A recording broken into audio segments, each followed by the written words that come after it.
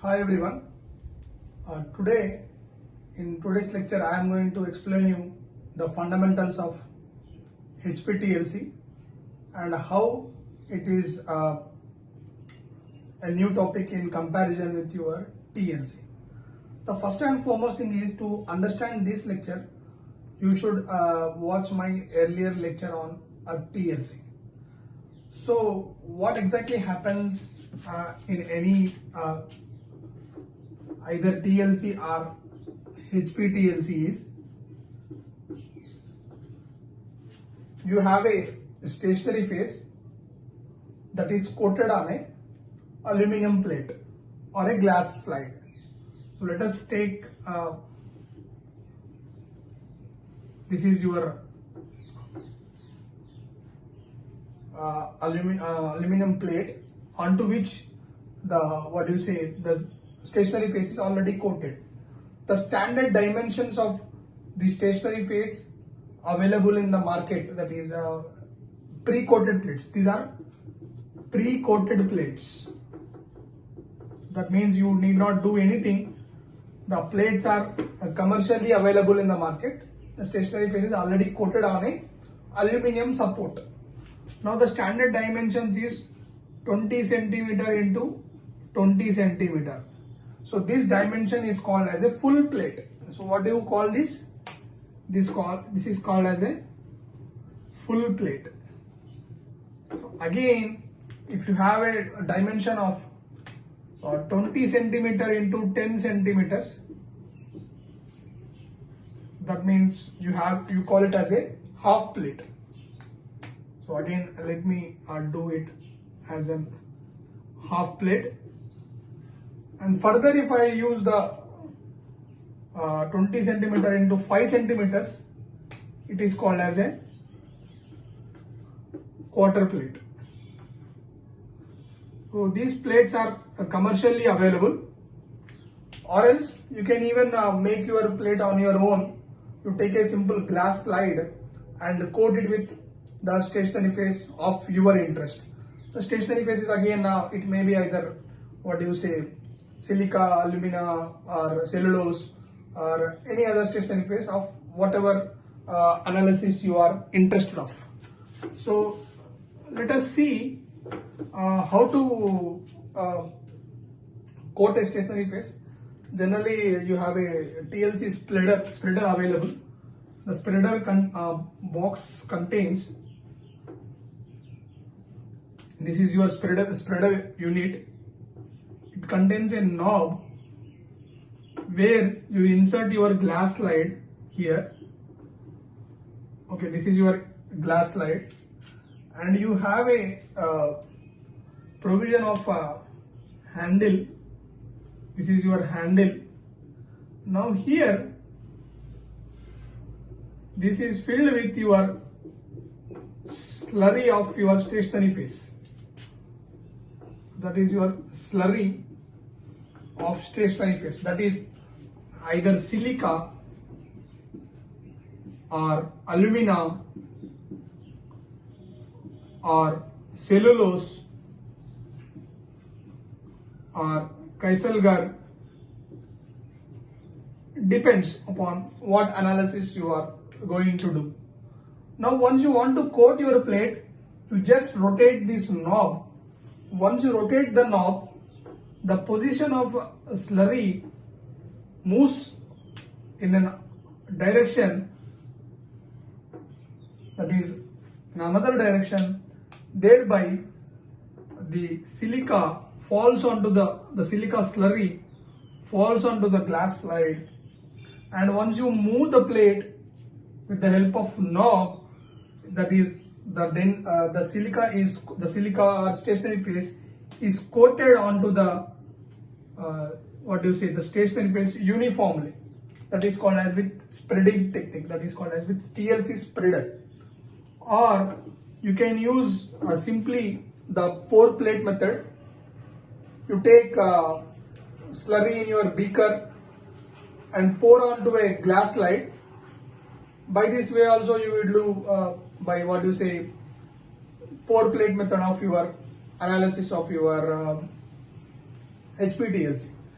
Now, what is the difference between a TLC and HPTLC is, in TLC, you spot your samples by manual method. So I will show you how you take a TLC plate. This may be either of a microscopic slide or a big one, or a big slide, or a marketed plate, where you just spot your spots. Now these spots are made manually with the help of a capillary, and you immerse into a solvent chamber, and you will always ensure that the solvent is below the the spotted spots. So it should always below the spots. The spots should not be deep into the solvent. So this is a fundamental thing. So in HPTLC, you do not spot your compound with capillary, whereas you spot with an robotic sampler with the help of Hamilton syringe. Now, what you do is, there is a sampler which contains Hamilton syringe, which contain a provision to dialer for Hamilton syringe. This is the dialer. Yeah, this is the dialer, where you place your Hamilton syringe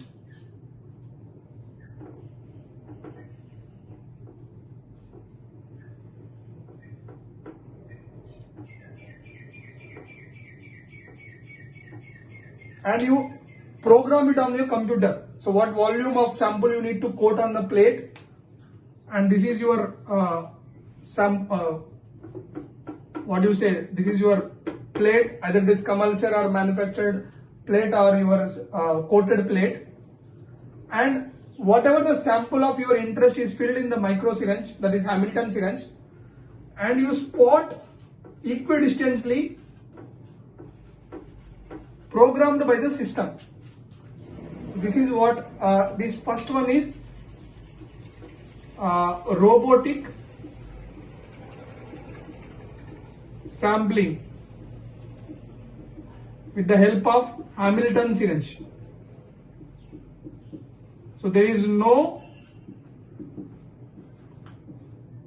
so in HPTLC there is no capillary sampling. So no capillary sampling in HPTLC. This capillary sampling is not allowed in HPTLC. This is the first step. Before doing this, what you need to do is, whether your plate is proper for analysis or whether it is whether it is contaminated, you need to check. For that, whatever the TLC plate, assume that this is your TLC plate. Before spotting your spots, you will insert the TLC plate into the UV chamber and identify whether the plate is contaminated or fresh. However, a longly storaged plates require activation, whereas a freshly opened marketed plates do not require any activation. What is activation? Activation is a very simple process where you take two glass slides. In between two glass slides, you place your TLC plate. Once your TLC plate is placed, you place it in an oven. After placing into the oven, you manage the temperature of 110 degrees centigrade and you heat. So whatever the atmospheric moisture or traces amount of water contaminations, it is removed by the oven temperature. This is the first step. After that, you simply spot your sample with the help of Hamilton syringe using robotic sampling. So your sampling is done.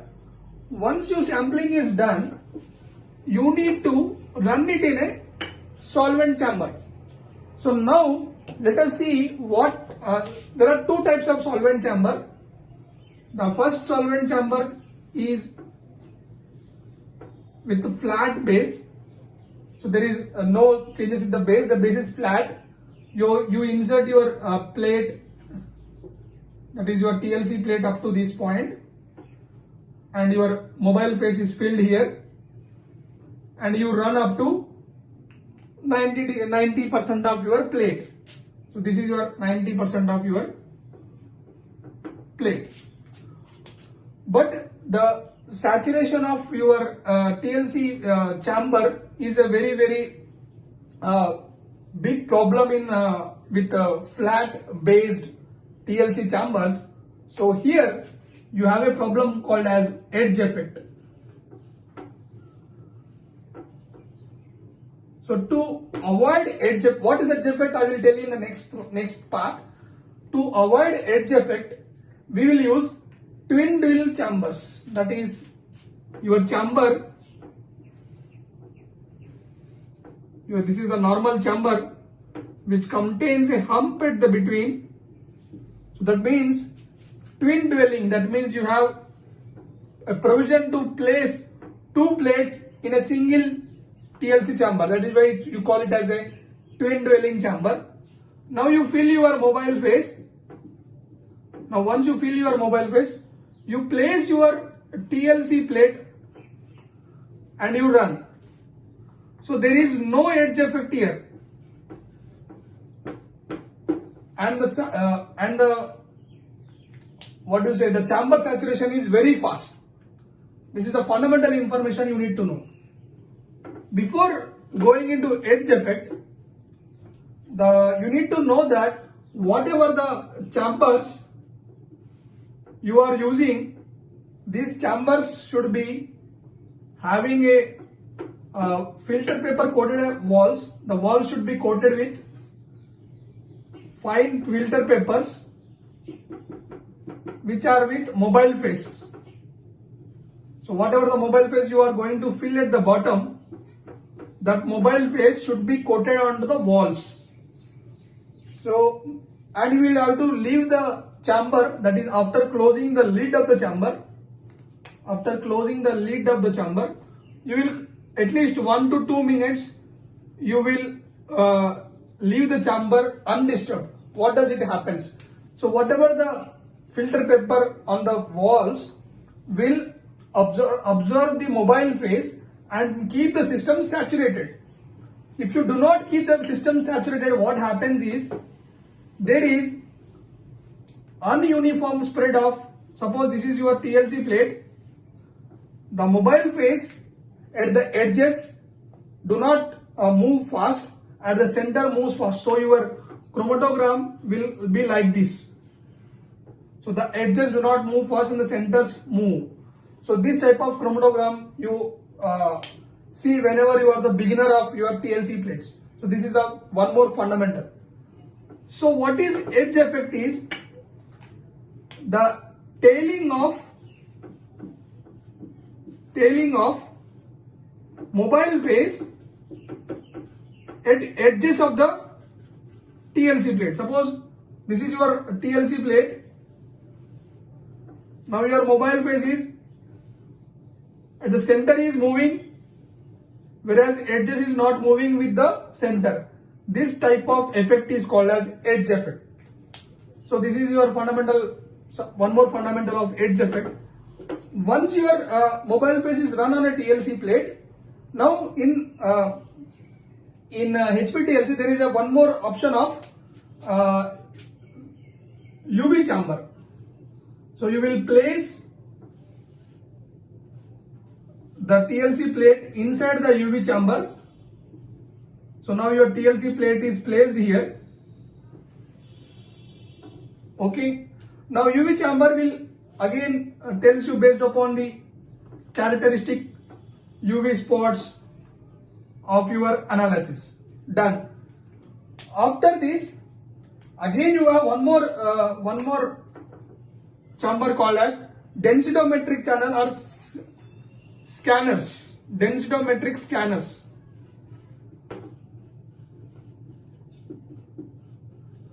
In the densitometric scanners, what happens? Based upon the intensity of the signal as well as the RF values, the chromatogram is scanned and you will get a signal like this. So this is helpful for your densitometric scan. So what is the advantage of HPTLC over HPLC is you use minimum amount of solvents and the stationary phase is fresh. It is not a packed one, or you are not reusing the same column. So you will not have any ghost peaks. It is a fresh preparation. So this is the fundamental approach where smallest mobile phase is used and where the minute separation of smallest amount of volume or concentration is achieved. That is the fundamental aspects of your HPTLC scanners and densitometric analysis. This is the fundamental method of analyzing your compounds of HPTLC. So the last step, I would tell you the basics of stationary phase. Now if you take stationary phase, the stationary phases are classified into many types. So one is silica gel G, the other one is silica gel H, one is the silica gel GF. So what is the difference between G, H and GF? G stands for gypsum. So this G stands for gypsum. This is a binder. When you have a binder, it binds to the support. That's why you use such silica as a stationary phase in your HPTLC and TLC. Whereas silica gel H, that is, it is a hygroscopic silica, it does not have any binder. So you use this silica in your column chromatography. So this is one more thing. The other one is silica gel GF. That means you have a fluorescent binder to the, as well as your gypsum. Both are present on your silica. So that this kind of GF analysis you used for UV determination as well as the fluorescence detection of your components. This is the fundamental approach. One more thing is, suppose if the compounds are not UV active, then you should have using a corrosive agent as 10% H2SO4 is the standard analysis for your the TLC based visualization. Whereas several other methods are there. Suppose you can use 2,4-dinitro DNP phenol, 3,5 dibenzo-phenol. So suppose you are using for alkaloids, that is 2,4-DNP. For if you are using for steroids, you are using some other reagent. So there are several other reagents which are specific. Suppose if you are using amino acids, there are several reagents. So there is a Dagendorf reagent where you specifically identify certain components. So let us see qualitative and quantitative analysis. What is the qualitative analysis is, suppose you are taking a natural product and you are expecting that it is having alkaloid. So what do? You take a TLC plate.